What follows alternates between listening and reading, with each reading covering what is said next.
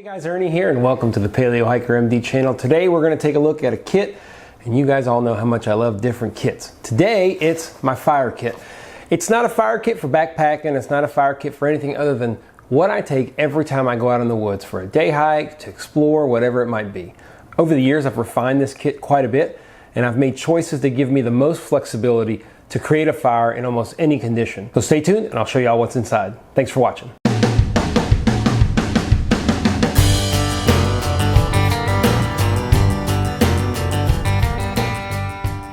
As most of y'all know, fire is so important. It's so important on many levels. It's important from just the standpoint of being able to stay alive if it's cold, for heat. It's emotionally comforting. It's something that can really make you feel better when you're out, either in a scary situation where you're not sure what's going on, or just in a pleasure situation. You're out camping and having fun. There's nothing better than having a fire going. I live in Louisiana. A lot of times it's hot, but a lot of times it's very wet.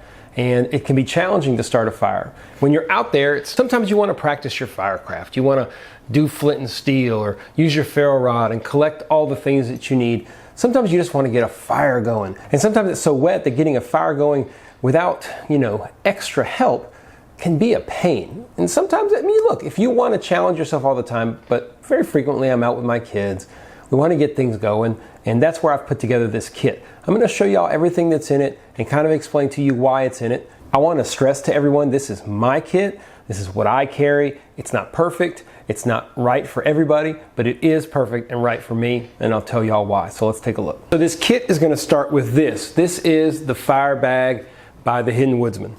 I love this particular bag. It's super easy to spot in your bag, whether it be inside of your bag or out on the ground. You can easily see it because of the orange, and I have several other bags, and I make sure this is the one that's orange, so I know this is my fire kit. So let's open this up. I'll show y'all what we have.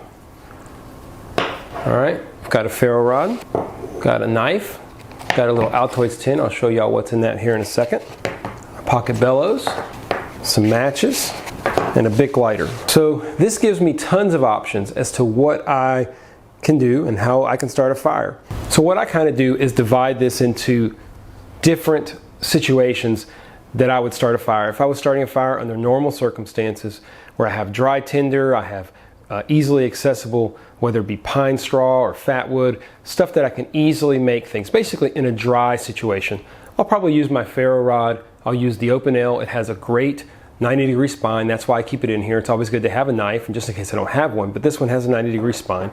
And then I can open up in here and I can get some fat wood out. I keep a couple of pieces of fat wood in here. I can shave it down, use it to start a fire. Really, really simple and easy. This is the way I like to start a fire most, when it's simple. Now, if it's wet outside, there's a couple of things you can do. Of course, using a straight up Bic lighter is a great idea. It's nice to have one always there if you need it. If it's really, really wet, even having one of these lighters, you don't always have tinder that's easy enough to light. And that's why I carry in here as well these little pieces. These are cotton rounds dipped in wax, and they will burn for a very, very long time. It's very hard sometimes to get this lit with just a ferro rod. You have to expose the fibers really well. But if you have yourself a lighter, you can easily get this lit. One of these half rounds will stay lit for several minutes. And that gives you the opportunity that if your tinder in particular is wet, this will start to dry it up and give you an opportunity to create a dry area. And then once that dry area catches, the rest of your fire will go. The other thing I have here is these matches. These are the storm matches, I think by UCO. These things are amazing. You can literally light it. In fact, I'm going to do a video on this, but you can literally light it, stuff it in water. It'll just sit there, and you can pull it out and it'll keep going. It's pretty amazing. In fact, you know what? I'm going to do that right now. Check this out. You can see this is water, okay? Straight up water. I don't have the little striker here. I'll just start it. There it goes. All right, watch this.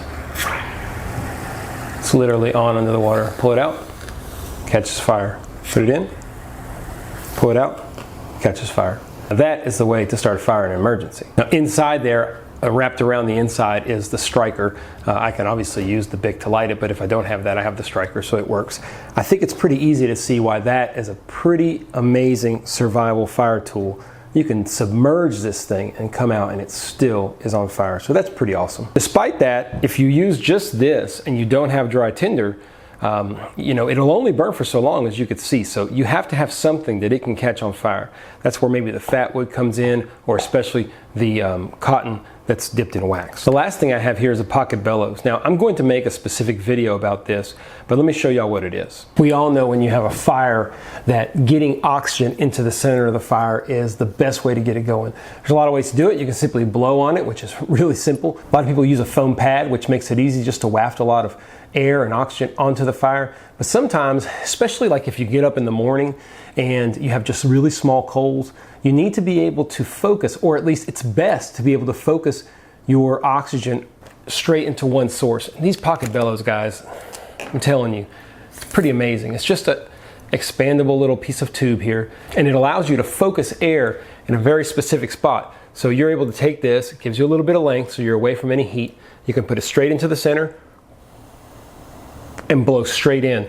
And I'm telling y'all, if you've never used one of these and you don't know the power of focusing air straight into one little spot right on a coal, makes all the difference in the world. Like I said, I'm gonna do a video on this here in the next couple months specifically about it, because I really think it's just so nice for firecraft. For the price, it's just a great tool, so watch out for that. But that's the last thing that makes up my everyday fire kit. So pretty simple, as you can see. This is a straightforward, pretty inexpensive fire kit. I don't remember all the prices exactly. I think that the bag from Malcolm is like, I think $10 or $15. You can look and see on thehiddenwoodsman.com. You know, Bic lighter, fat wood you can harvest yourself, cotton rounds and wax you can make yourself. These UCO matches are pretty straightforward. I get all my ferro rods from Nathan 4071 on eBay. I need to order another kit soon just to have a few more at the house. This is a relatively small one, and I like it that way. It creates very hot sparks. One of the things you don't want to run into is not having a knife on you, or not having a knife that has a 90-degree spine. This Open L is perfect. It's super sharp,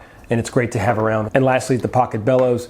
As you can see, I mean, I'm telling you, it's just a great tool to have if you need to make a fire in a hurry or in a really damp condition. So let me know what y'all think. Does anybody think this is a good fire kit? Tons of comments are gonna come my way. Things like terrible ideas, or you're missing this, or you're missing that. Bring them on, let me know what you think.